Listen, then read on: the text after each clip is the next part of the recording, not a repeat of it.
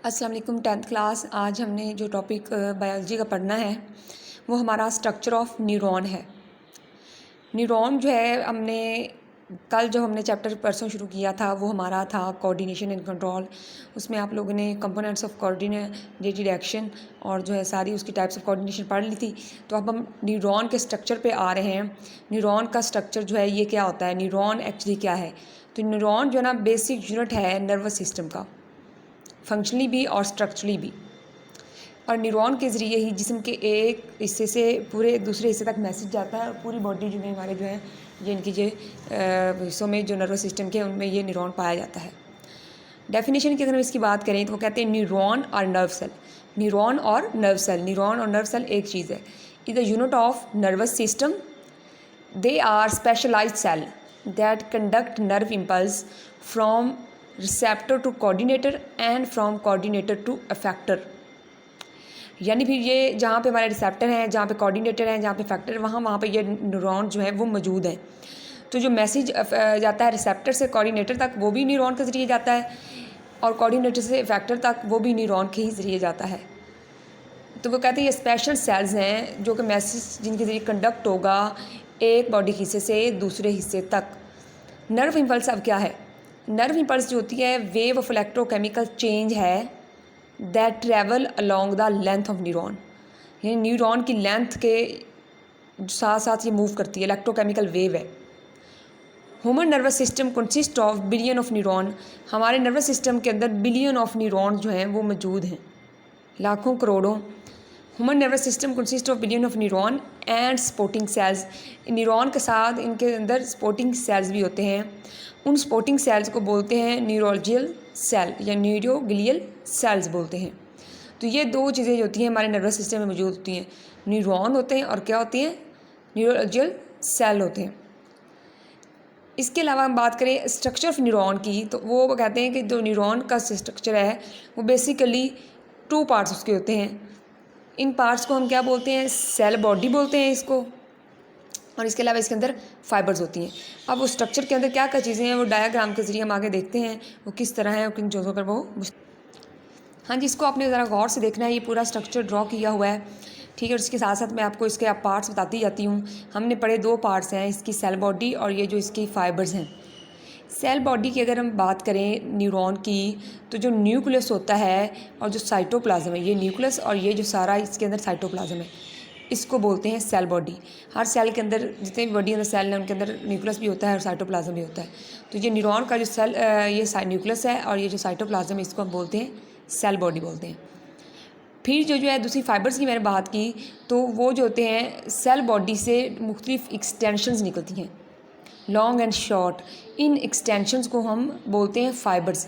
ये देखें ये निकली हुई हैं और इसके अलावा ये नीचे लॉन्ग एक्सटेंशन आ रही है। अब ये जो यहाँ पे शॉर्ट एक्सटेंशन है इनको बोलते हैं डेंड्राइट्स और ये यहाँ जो नीचे लॉन्ग है इसको बोलते हैं एक्सॉन। डेंड्राइट्स जो हैं वो एक्सटेंशन है जो एक न्यूरॉन से दूसरे न्यूरॉन तक मैसेज लेके आती हैं। ये मैसेज को कंडक्ट करती हैं टूवर्ड्स द सेल बॉडी। ये देखिए थे मैंने एरो का निशान अंदर की तरफ लगाया मैं। डेंड्राइट्स जो हैं वो एक्सटेंशन है न्यूरॉन की जो मैसेज को लेके आएंगी towards the body. Axon mean away, तो एक्सॉन वो लॉन्ग एक्सटेंशन है जो मैसेज को away from the cell body लेके जाएगी। यानी एक अगर न्यूरॉन तक मैसेज आएगा उसके अंदर तो वो आता है किसके ज़रिए, डेंड्राइट के ज़रिए।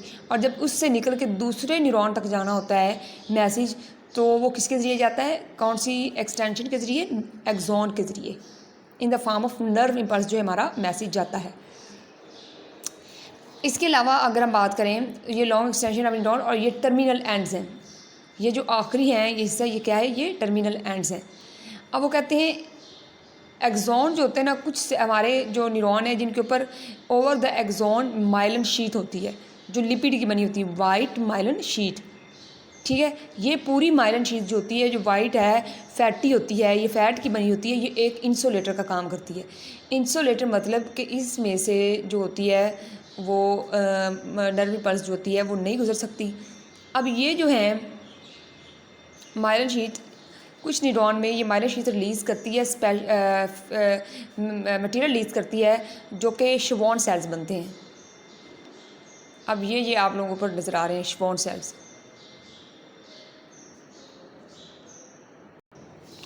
हाँ जी, श्वॉन सेल्स की बात कर रहे थे हम। तो ये श्वॉन सेल्स हैं, वो कहते हैं स्पेशल न्यूरोलॉजिकल सेल्स होते हैं। जो मैंने फैटी लेयर की माइलिन शीट की बात की, तो वो जो माइलिन शीट होती है, वो जो श्वॉन सेल्स हैं वो ये शीट बनाते हैं फ़ैट रिलीज़ करके। अब ये जो माइलिन शीट जहाँ पर रिलीज़ हो रही है, ये जो श्वॉन सेल्स हैं वो कहते हैं ये ऐसा एरिया है जो माइलेंटेड है और ये जो एक इंसुलेटर के तौर पर ये काम करता है। ये जो है ये सारे क्या हैं, श्वॉन सेल्स। अब बिटवीन द एरिया ऑफ श्वॉन्स, ये वाले पॉइंट, ये देखिए यहाँ से लेके यहाँ तक श्वॉन सेल, फिर यहाँ से लेके यहाँ, तो इनके बीच ये वाले जो पॉइंट्स हैं ये नॉन माइलेंटेड पॉइंट्स होते हैं, बिल्कुल बहुत छोटे छोटे पॉइंट्स। ये कौन से पॉइंट्स हैं? नॉन माइलेंटेड। अब माइलिन शीट मतलब माइलिन का मतलब जहाँ तक माइलिन है वहाँ पे नर्व इम्पल्स डायरेक्ट नहीं जा सकती, क्योंकि वो तो इंसुलेटर है और नर्व इम्पल्स इलेक्ट्रोकेमिकल वेव है, वहाँ पे नहीं मूव कर सकती। तो फिर जो माइलिन शीट के होने की वजह से और जो श्वॉन सेल्स के होने की वजह से जो नर्व इम्पल्स है वो कैसे मूव करेगी? Between the area of Schwann cell, node to node. ये जो बिटवीन द एरिया ये नोड्स हैं, इनको बोलते हैं nodes of Ranvier. Nodes of Ranvier जो हैं वो इससे हैं जो कि नॉन माइलेंटेड पॉइंट्स हैं हमारे एक्सॉन के, ठीक है। तो वो इसलिए अब जो मैसेज होता है वो जंप करता है नोड टू नोड। ये यहाँ मैसेज यहाँ पे आएगा, यहाँ से यहाँ, यहाँ से यहाँ, यहाँ से यहाँ।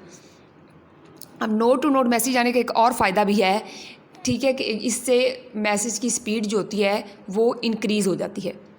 अब इस तरह जो मैसेज जाता है जिन एरियाज़ में नोड टू नोड जाता है, तो ऐसी इम्पल्सिस को, क्योंकि ये तमाम न्यूरॉन्स में नहीं होती हैं, ठीक है, लेकिन बहुत से न्यूरॉन्स में होती हैं, तो नोड टू नोड जब मैसेज जाएगा तो ये जो मैसेज होगा, इस तरह जो इम्पल्स होती है उसको बोलते हैं सॉलिटेटरी इम्पल्सिस। क्या बोलेंगे उसको? सॉलिटेटरी इम्पल्सिस बोलते हैं। अब सॉलिटेटरी इम्पल्सिस कौन सी होती हैं? वो कहते हैं in myelinated neuron nerve impulse jump, nerve impulse जाती है over the area of myelin, over the area यानी माइलन के एरिया को पार करके from node to node. Such impulses are called saltatory impulses. This increase the speed of the nerve impulse. अब कैसे स्पीड इंक्रीज़ होगी? देखिए यहाँ से मैसेज स्मूथली आ रहा है, तो वैसे भी जब आप लोग चलते हैं, ये चलने में आपके जो सफ़र होगा वो लेटते होगा, लेकिन अगर भाग रहे हैं और जंप कर रहे हैं एक जगह पे, तो आप लोग जल्दी फासला तय कर लेंगे।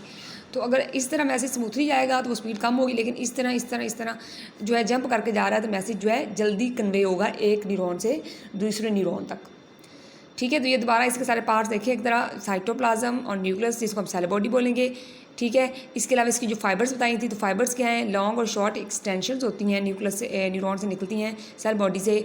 ये डेंड्राइट्स जो मैसेज को टूवर्ड द सेल बॉडी लाती हैं, और ये एक्सॉन जो message away from the cell body लेके जा रही हैं, ठीक है। इसके अलावा ये जो एक्सॉन के ओवर वो कहते हैं श्वॉन सेल्स होते हैं, इसके अंदर से हम न्यूरॉन के अंदर जो स्पेशल न्यूरोलॉजिकल सेल हैं, जो पीछे हमने पढ़े भी थे, सपोर्टिंग सेल, ठीक है। ये श्वॉन सेल्स होते हैं, कुछ न्यूरॉन के अंदर फैट की लेयर सेक्रीट करते हैं।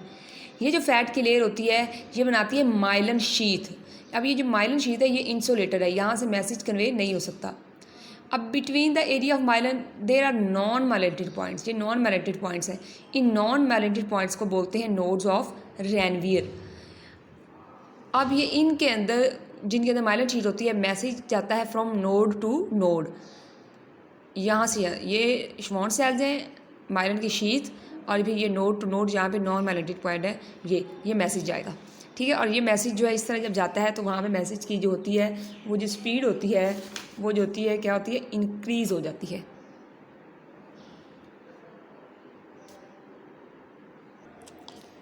अब जो न्यूरॉन की टाइप्स होती हैं वो 3 होती हैं। सेंसरी न्यूरॉन जो होते हैं कहाँ पे पाए जाते हैं? ये हमारे सेंस ऑर्गन पाए जाते हैं, और ये message receptor to central nervous system लेके जाते हैं। रिसेप्टर से मैसेज को लेंगे और कहाँ तक लेके जाएंगे? सेंट्रल नर्वस सिस्टम तक लेके जाएंगे। सेंसरी न्यूरॉन का एक ही डेंड्राइट होता है और उसका एक ही एक्सॉन होता है। इंटर न्यूरॉन की हम बात करें तो ये इंटर न्यूरॉन जो होते हैं ब्रेन और स्पाइनल कॉर्ड में पाए जाते हैं। ये वहाँ पे मैसेज को रिसीव करते हैं और उसको इंटरप्रेट करते हैं, यानी ब्रेन और स्पाइनल कॉर्ड के अंदर मैसेज वो रीड किया जाता है और फिर उसका जवाब जो है बनाया जाता है। अब जो इंटर न्यूरॉन है इसमें, इनके न्यूरॉन में बहुत से डेंड्राइट और एक्सॉन होते हैं। मोटर न्यूरॉन जो होते हैं ये मैसेज को इंटर न्यूरॉन से लेते हैं और फिर कहाँ तक पहुँचाते हैं? इफेक्टर तक पहुँचाते हैं। और मोटर न्यूरॉन का मैनी डेंड्राइट बट 1 एक्सॉन, ठीक है। इसके न्यूरॉन का क्या होते हैं? डेंड्राइट ज़्यादा होते हैं और एक्सॉन क्या होता है? एक ही होता है। तो इस तरह ये 3 टाइप्स थी इसकी। सेंसरी न्यूरॉन मैसेज को उठाएंगे सेंस ऑर्गन से और लेके जाएंगे सेंट्रल नर्वस सिस्टम तक। सेंट्रल नर्वस सिस्टम तक आए तो वहाँ पे जो है सेंट्रल नर्वस सिस्टम ब्रेन और स्पाइनल कॉर्ड है, वहाँ पे कौन सा मौजूद है, इंटर न्यूरॉन मौजूद है। इंटर न्यूरॉन मैसेज को रीड करेंगे, इंटरप्रेट करेंगे और फिर इसका आंसर तलाश करके इसको भेज देंगे आगे मोटर न्यूरॉन तक। मोटर न्यूरॉन तक जो है मैसेज मोटर न्यूरॉन ने उठाया कहाँ से, इंटर न्यूरॉन से, उसको लेके कहाँ तक गए, इफेक्टर तक ले गए। ये आप लोगों का आज का लेक्चर था, इसको अच्छी तरह क्लियर करना है। कल इंशाल्लाह जो है हम आगे नर्व्स जो है नया टॉपिक स्टार्ट करेंगे।